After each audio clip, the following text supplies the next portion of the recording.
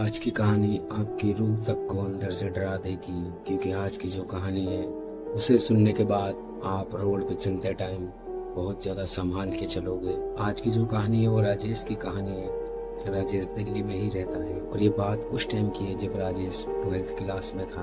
और मैं आपको पहले ही बता दूं, राजेश की फैमिली में राजेश के पापा, राजेश की मम्मी, बस ये 3 लोग हैं, बाकी कोई नहीं है। इनकी ज्यादा बड़ी फैमिली नहीं है। राजेश ने बताया कि एक दिन वो स्कूल से घर आ रहा था और वो पैदल ही आया जाया करता था स्कूल।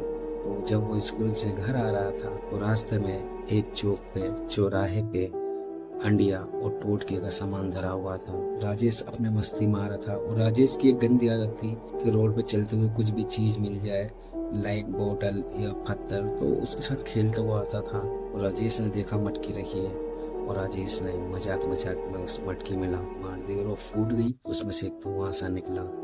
राजेश ने सोचा शायद इसके अंदर कोई राख वगैरह होगी, वही उड़ी है, और ये उसे इग्नोर करके आगे चलने लग जाता है। लेकिन ये बस 10 कदम चला था, तभी चलते चलते इसके सामने रोड पे लिखा हुआ आता है कि तूने मुझे आजाद किया है तो मैं आज रात तेरे से मिलने जरूर रहूंगा। राजेश ने सोचा शायद ये किसी ने लिख दिया होगा और उसने उसे भी नजरअंदाज कर दिया और अपने घर पे आ गया।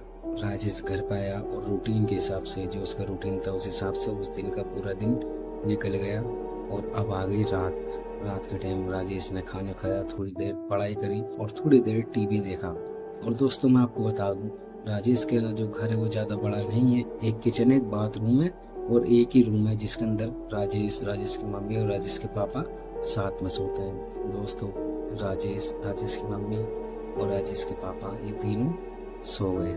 राजेश उन्हें के साथ सोता है। रात के बजता है 1 और 1 बजते ही राजेश को सुनाई देता है कि कोई उसके कान में आके कह रहा है, उठ जा मैं आ गया, उठ जा मैं आ गया, उठ जा मैं आ गया।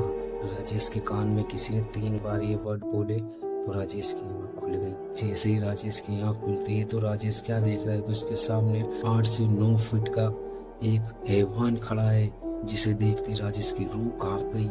वो देखने में ऐसा था कि अच्छे जिगर वाले इंसान भी उसे देख के डर जाए, उनके भी दिल में खौफ दहशत बैठ जाए। उसके लंबे बाल थे, होंठ उसके कटे हुए थे, नाक उसकी इतनी लंबी थी कि दोस्तों उसके होंठों से टच हो रही थी, और आँख एक बहुत छोटी आँख थी और एक बहुत बड़ी आँख थी जो राजेश को देख रही थी। और स्माइल उसकी ऐसी थी, एकदम क्रीपी स्माइल।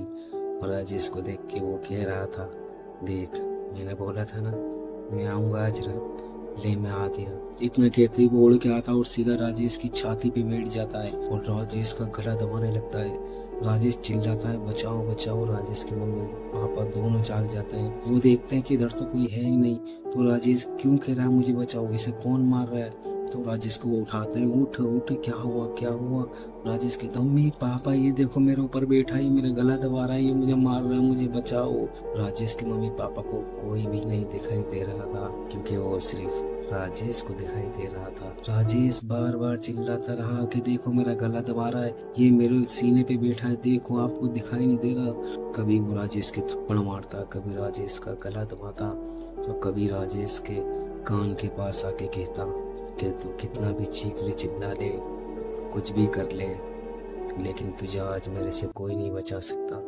राजेश से उसने फिर ये बोला कि तेरे सिवा मुझे कोई नहीं देख सकता। राजेश बुरी तरीके से रोने लगा, चिल्लाने लगा। तभी राजेश के पापा भागे अपने पड़ोस की मस्जिद में गए और मस्जिद में जाके वहाँ के इमाम साहब को बुला के लेके आए। इमाम साहब ने जैसे घर में एंट्री करी वो समझ गए कि इधर कुछ ना कुछ गलत है, तो जो उन्हें पढ़ना था उन्होंने पढ़ के उस घर में फूंक मारी तो राजेश को थोड़ा आराम मिला। राजेश ने बोला कि पापा वो मेरे सीने से हट गया है, लेकिन देखो वो छत पे चिपका हुआ है, वो रहा सामने। और राजेश उठा जल्दी से और अपने पापा के पीछे जाके छिप गया। उसकी मम्मी उसके पापा एक साथ खड़े थे, राजेश उनके पीछे खड़ा था और इमाम साहब अंदर की तरफ आए और आके उन तीनों के सामने खड़े हो गए। राजेश कह रहा, अंकल देखो वो रहा छत पे चिपका हुआ है, देखो मेरी तरफ देख रहा है और हंस रहा है, यूं कह रहा है तुझे मार दूंगा मैं। तो इमाम साहब ने बोला, राजेश डरो मत बेटा, ये आपका कुछ नहीं बिगाड़ पाएगा। उसके बाद इमाम साहब ने अपनी आंखें बंद करी और अपनी पढ़ाई करना स्टार्ट करी।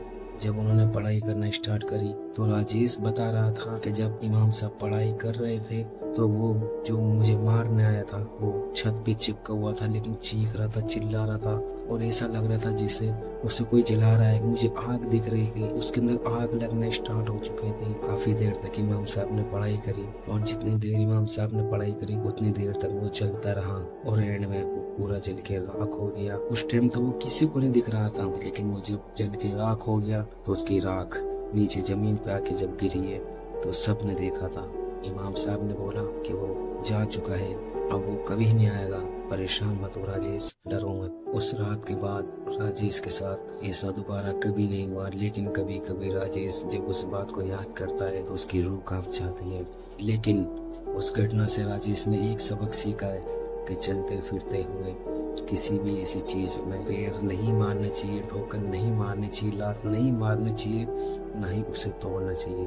दोस्तों, अगर आपको हमारी सच्ची कहानी पसंद आई हो तो हमारे चैनल को सब्सक्राइब और वीडियो को लाइक जरूर करना।